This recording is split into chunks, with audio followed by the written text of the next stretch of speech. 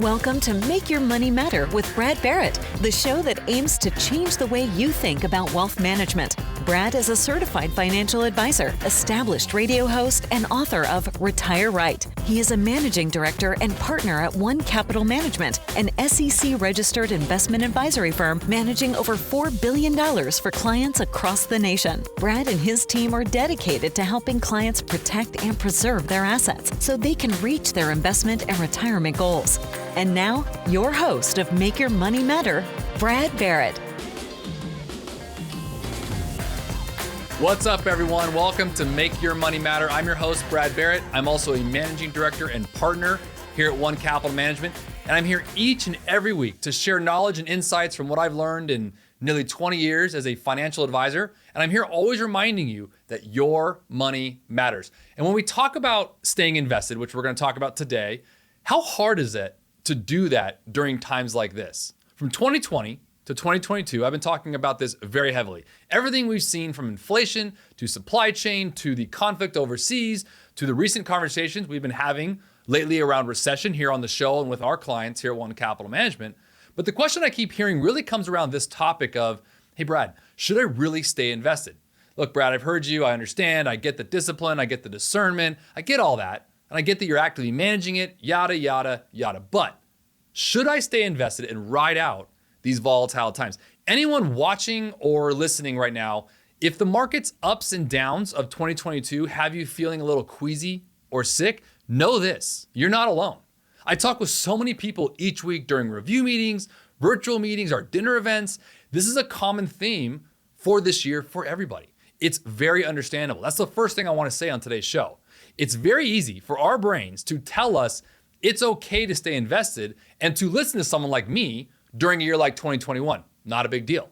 So during the ups and downs, like this year, it's probably the best time to take a temperature gauge on where we're at on our entire financial picture. You hear me often say this, and here at One Capital Management, we preach this a lot around the conversation and the topic of holistic planning, meaning taking a look at everything around your entire financial life's picture, not just one area like a stock or something like that. Remember this, growth without a plan isn't really growth at all, because that can be eroded just as easily as it can be gained. Understanding what planning and attaching goals and obtaining those goals and not getting stuck up in a number or wanting that number to keep growing and just continue growing, but know how it is going to fit into that growth, is going to fit into your plan in your overall financial and retirement context. And that's why I want to talk today specifically on the Make Your Money Matter show about staying the course during these volatile times. All right, let's get into it.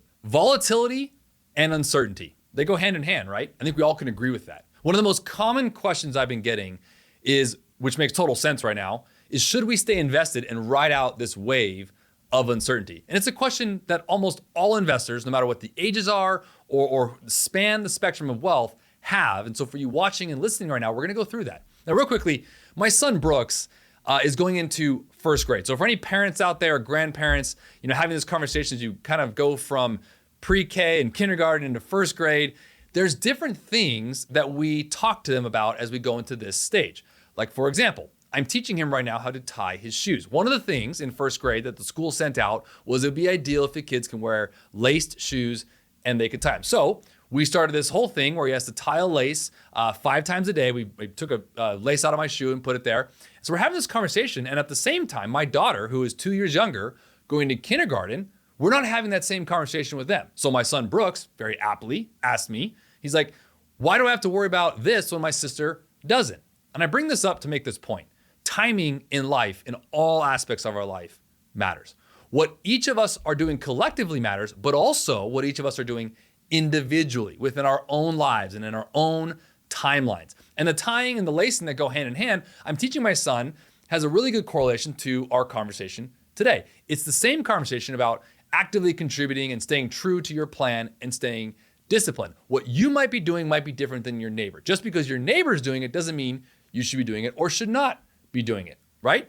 Different context, collectively matters, but individually what we do matters. But for those who have spent many years investing, it becomes even more critical right now to understand how those investments are going to continue and what that means to you. Like my son, Brooks, who has to learn to tie his shoes. It's a big new thing for him. And for many of you, you're in different phases. You may have invested for a long time, or maybe you're just starting your career, or you're just in retirement. There's different phases that we go through in life. So there's one big thing I want to say openly here, and that is this. There is absolutely no one right answer to this question of when and how you should stay invested. And here's why.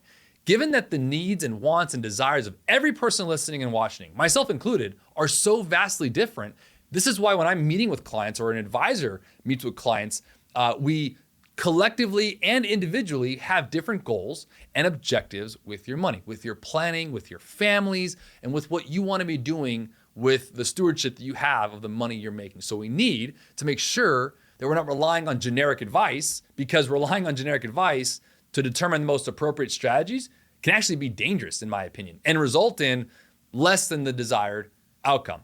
And I want to bring up a few fundamental things to consider when answering this question for yourself. Number one is this: know your income score. What does that mean, Brad? Your income score is simply the percentage of your monthly expenses that are covered by predictable sources of income. Think like your paychecks right now when you're working. Maybe you have another business with an income stream, or a rental property with rental income.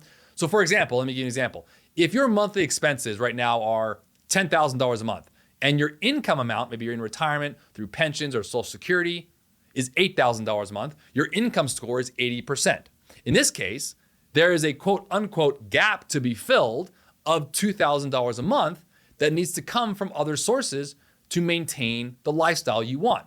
So you may have to sell assets when values are low. However, if your score is near or at 100%, you should know you have more flexibility to ride out the ebbs and flows of the market and be better positioned to keep that diversity in your portfolio. And here's what I want to bring up here. Your income score matters heavily because it also has a lot to do with your distribution rate. I've talked about this on this show very heavily.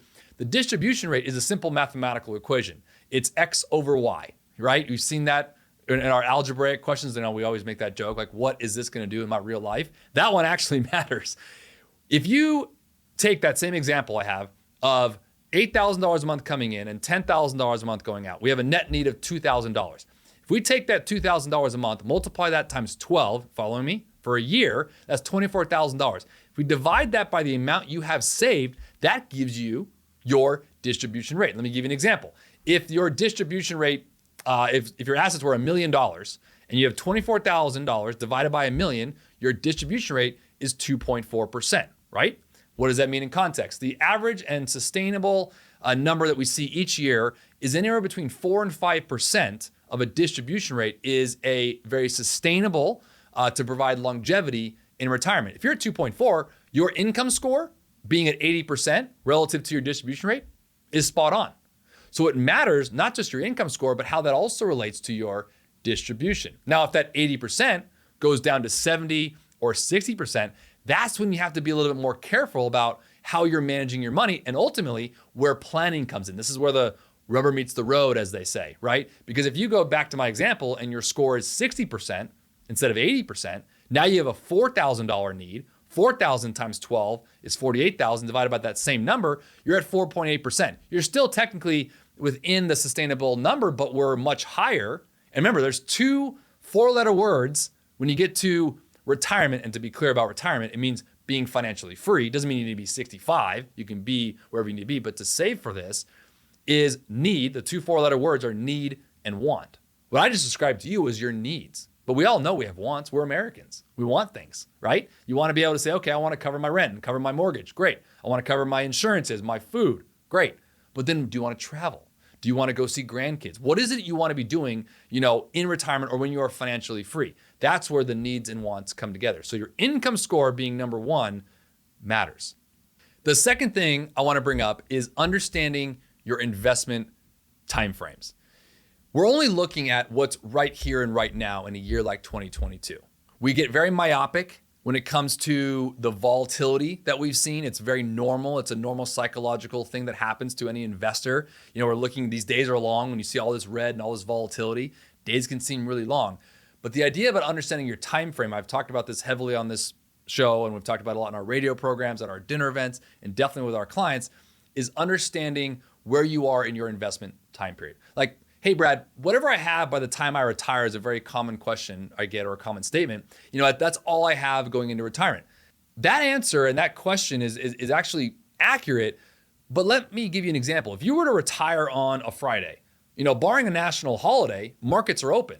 And as I said often, God willing, the same amount of time you have working, you'll have in retirement. So if you've got 25 or 30 years in working in your career, hopefully you'll have 20, 25, 30 years in retirement. Now, I know there's a lot of you right now that are probably rolling your eyes saying, oh, I hope I wish that I would live that long. That's fine. Whatever the time period of life expectancy you expect matters, but know this. A lot of clients look at retirement or being financially free as a finish line.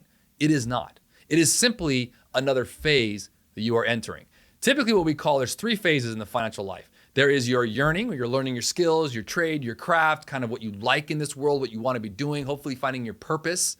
And that's where you focus, and you get into the accumulation phase. This is a long phase, and it could be varying of how you want to work, but the accumulation phase is where you build the wealth that you want to use in the third and final phase, which is the spending or distribution phase. When you go from working, whether you're 30 or 40 years old being financially free, or you're 65 or 70, when you go from working, the accumulation phase, to the distribution phase, it's not an end line. You're not getting called back up. You're just going into retirement, and hopefully you have the same time period to use it. So when you hear someone like me saying long-term effect, like, Brad, I'm 65 years old, I'm no longer 30. I get that, but you still have, God willing, based on life expectancy, 20, 25 years. We need to manage your retirement assets, your IRAs, your 401k with that in mind. And this is a subjective opinion, but anything in my world in terms of timing, anything in my world investment-wise and planning-wise that's less than 2 years is short-term. If it's more than 2 years, especially between 2 and 5 years in particular and beyond, I consider that long-term. So we still have to have that mindset. So just because you're retiring and not collecting a paycheck doesn't mean you get really short-term on your assets. A lot of us have heard I'll even call it the misnomer, that you should get more conservative as you get older. And I'm not saying that's right or wrong. I've brought this up on the show before. What I am saying that context matters a lot. Like right now is a great point. When you have a rising interest rate environment, which we've definitely seen in 2022, bonds get hurt. When you have a rise of rates, your bond prices go down. Now, as you see bond or interest rates come down, you'll see bond prices go up. But just going to a safety net of bonds just because you feel like you're 65 or 70 now and all of a sudden you have to, that's not the right answer. And by the way, if you're watching this or listening to this and you're 25 or 30, know this and start putting it in your mind that notion of getting more conservative as you get older needs to be contextualized with your plan. Now, there's probably a good chance you've heard someone tell you that your investment time horizon is short or shorter than you think. And the prudent thing to do is shift a significant portion of your assets from stocks into historically more conservative investments, like I mentioned, like maybe CDs or bonds or cash. But again, understand this, not all parts of your retirement will fall under the umbrella of a quote unquote short time horizon. As I just mentioned, the actual need for cash in the near future, 2 years, 5 years, would absolutely apply to be considered a short-term need. However, living a quarter century or more in retirement, paying for those costs of healthcare, continuing to grow a legacy that you wish to leave to your family are all still pieces to this equation that require us to consider long-term growth strategies for that portion of your wealth, which we may be comfortable keeping invested. And that comes down to diversification and active management. So those are big changes when it comes to your portfolios that are really key as you head into that time horizon conversation of knowing and understanding your various investment timeframes. And as I've shared before, and I can't tell you in the many years in this business of investing and managing and planning and putting all of these financial and wealth forecasts together, I want to reiterate this point. Time is more valuable than money. So understanding your time frames makes your money more valuable to you because you can set your goals and objectives accordingly. Stay connected. Get frequent updates on the show. Follow Brad Barrett and Make Your Money Matter on most social media platforms. And catch full episodes of Make Your Money Matter streaming now on our YouTube channel. To schedule your no-obligation appointment, go to onecapital.com or call 805-410-5454. The third item that I want to bring up and I want to talk about is filling your buckets. Now, you've probably heard of bucket planning or the bucket strategies. I've talked about it before, short-term, mid-term, long-term buckets. It's important to understand this, and it's an important view of your wealth to look at it in its entirety. That's what holistic means. And ultimately, determine how much you will need to carve out and dictate for your short term, your intermediate term, and your long-term needs. And then ultimately, for your wants and your desires. Remember, 2 4-letter words, wants and needs. So we don't want to commingle these funds for these various needs, but instead determine how much to set aside for things such as generating needed monthly income or things like future healthcare costs. And again, like I mentioned before, for a lot of clients, legacy wishes, or maybe even again, discretionary desires, those trips you want to take, the things unseen that we can't plan for that just come up in life. Those all need to be in the right bucket. And here's what I always have said and what I want to say about planning. I know it can be boring. And it's like, here I am every week talking about how it all needs to be put together into a plan because I said before growth, without a plan, really isn't growth at all. As you gain a better understanding of your needs through planning, you'll be in a better position to determine how much of your wealth you can subject to certain risk. Maybe it's risks or risk in the market and how much you will need to reallocate to other options, such as cash or maybe more secure income or other items like bonds or things like that. Planning, as boring as it may be, will help you alleviate some of those rules of thumb and I'll even dare say misnomers that come out there. As soon as you hit 60 or 65, you need to go all in cash or bonds. Like, you have to really look at all this in context. I know I'm reiterating that point, but I think it's a really important one.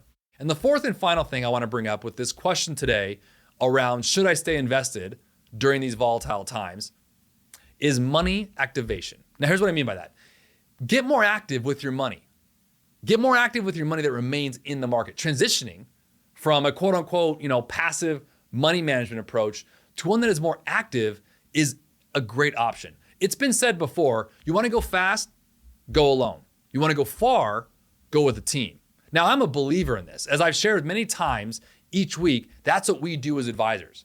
Passive investing is also known as the buy and hold investing. It may have worked during your 20s and 30s and 40s because it was simple, it was automatic, and quite possibly really cheap and inexpensive. I get it. However, because of the impacts of the market and the highs and market lows, it's all felt even more as you get closer to retirement. Anyone watching or listening right now who's maybe mid-40s, mid-50s, kind of looking at retirement, it's closer to you now than it was 20 years ago. Or maybe you're watching or listening right now and you're in your 60s or in retirement, you know what I'm talking about. The mind shift is different. And you hear someone like me say, okay, time period doesn't matter because it still has to have a long-term objective, but that's only one half of the story. The other half of it is, I get that, Brad, but this is all I have. If I'm going to retire, this is all I have now for the rest of my life. This is it.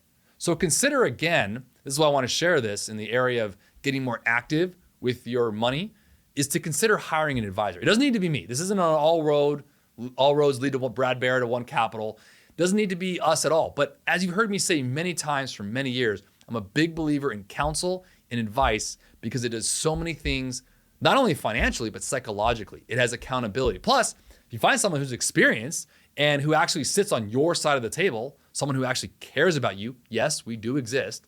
I consider myself one of them when it comes to the investing world. There are good people who have hearts, who are empathetic, and who really, truly want to help you. Again, it's been said, you've heard it before, if you want to go fast, go alone. If you want to go far, go with a team. Again, doesn't have to be us, but consider hiring an advisor whose approach to active management is one you can understand, one you are comfortable with. I mean, there are dozens of active philosophies and strategies out there. So you want to find an advisor who's information driven, willing to recalibrate portfolios, and really to sit with you.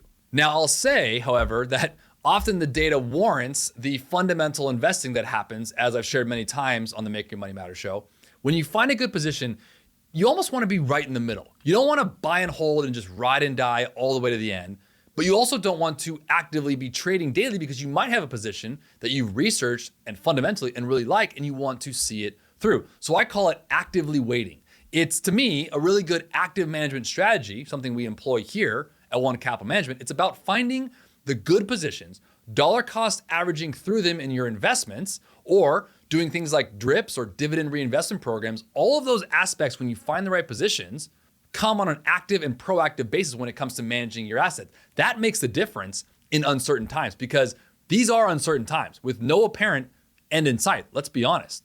So take time now to reflect on some of these principles that I've talked about today, because I think as we all collectively are going through the past, couple months and this whole year around supply chain, around all the data points and economic indicators that we talked about last week, and all these points we brought up, it's really interesting for you to talk about this volatility and really should we be staying invested. And I talk about it a lot in our planning meetings, but I wanted to share it here on the show. Everything from knowing your income, to understanding your investment timeframes, to filling the right buckets, short-term, mid-term, long-term, and then getting more activation out of your money, more money activation. So don't sit idle and just know that these funds are gonna get you there. This is one of those things where you wanna make sure you have the right players on your bench. That's the team you need to build. Again, I'm gonna say it again. You wanna go fast, go alone. You wanna go far, go with a team. All right, it's that time of the show to answer your questions. If you have a question or topic you'd like me to address, you can leave a comment or a question in the comment section, or if it's something a bit more personal, you wanna go through it one-on-one, just go to the About page on our channel and send us an email. We always keep the emails and the questions we get here anonymous, so you never have to worry about your name being shared, but we'd love to hear from you. So the question this week came in, can you give a good example of a really good diversified portfolio and what it looks like? So I like this question. I chose this one for this reason. I think diversification, I know it's an overused term and a lot of us investment managers use it, be diversified. And what does that really mean? So let's break it down from two levels of economic perspectives. One is a bottom-up approach. The other one is a top-down approach. So either one has different strategies, different mindsets, but what that means is focusing from the bottom up, a company into an industry, into a sector, and into the macroeconomic world. The other one is the exact inverse, right? And so there's different philosophies on those, but you want to diversify within company, value, growth, middle, small, large cap companies, sectors, industries. So a lot of people don't understand this, but you've heard the terms cap, like mid cap, large cap, small cap. What does that mean?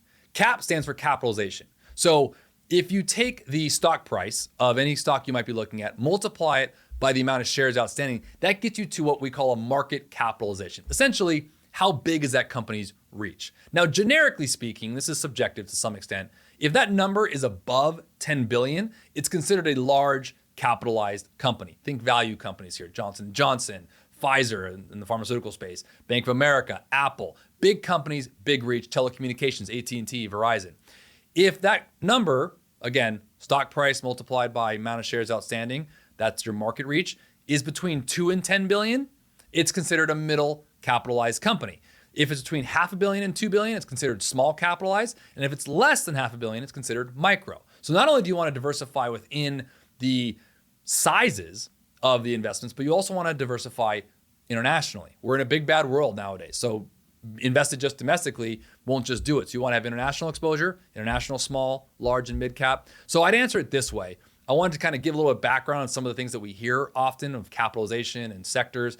You also want to look at, again, a big broad world out here. And at One Capital Management, we're a global asset manager. We manage assets across the globe because we like different areas. But for example, I may not want to pick up on a single company in a small or micro capitalized environment because the risk might be too great. But I'd like to own an ETF or a fund inside that space that allows me to get the basket of those companies. Whereas on a value company, maybe domestically, I might actually like to invest because I can see the research on a large capitalized value dividend paying company.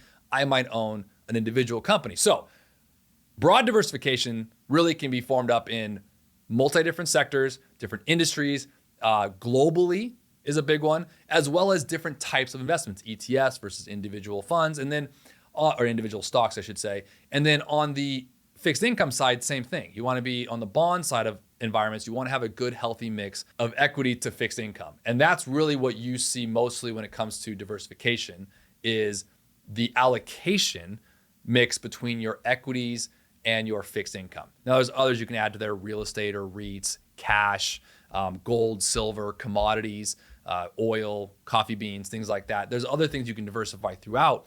But I think that is how on this show today, I wanted to answer the question of, can you provide what a good diversified portfolio looks like? It would encompass different sectors. It would encompass different size companies, different types of value versus growth. One of my best examples of growth used to be Apple before it became somewhat value, right? Growth company will typically take from investors, right, to be able to grow the company, grow the product, grow the company in general. When you get to a certain size or scale, Apple's a good example, you don't need to grow any further. You've created your brand, and now you want to reward investors by sharing a dividend. That's usually the distinction between a growth and a value company. So you also want to diversify within that as well. And then diversify again, as I mentioned, sectors, oil and gas, consumer staples, real estate, pharmaceuticals, banking. You want to have different areas of the environment. So again, if you have a question or a comment you'd like me to read here, you can leave it in the comments section or email us in the About page on our channel. Now, before we go, if you found anything helpful today and want to learn more, you can visit us on our website at onecapital.com. You can also call or text us. We want to help. Listen, there's no pressure here. We don't treat people like a number. In fact, we value our relationships. It's the lifeblood of what we do. So click, call, or text us today. If you're not following us on social media, you should be. You can follow us at Make Your Money Matter. We're sharing great information on all of our social media platforms. As I often say, if you enjoy the show, share it with someone you like. And if you don't like it, share it with someone you don't like. But until next time, make your money matter. The information in this show is educational and general in nature and does not take into consideration a listener's personal circumstances. Therefore, it is not intended to be a substitute for specific individualized financial, legal, or tax advice. To determine which strategies or investments may be suitable for you, consult the appropriate qualified professional prior to making a final decision.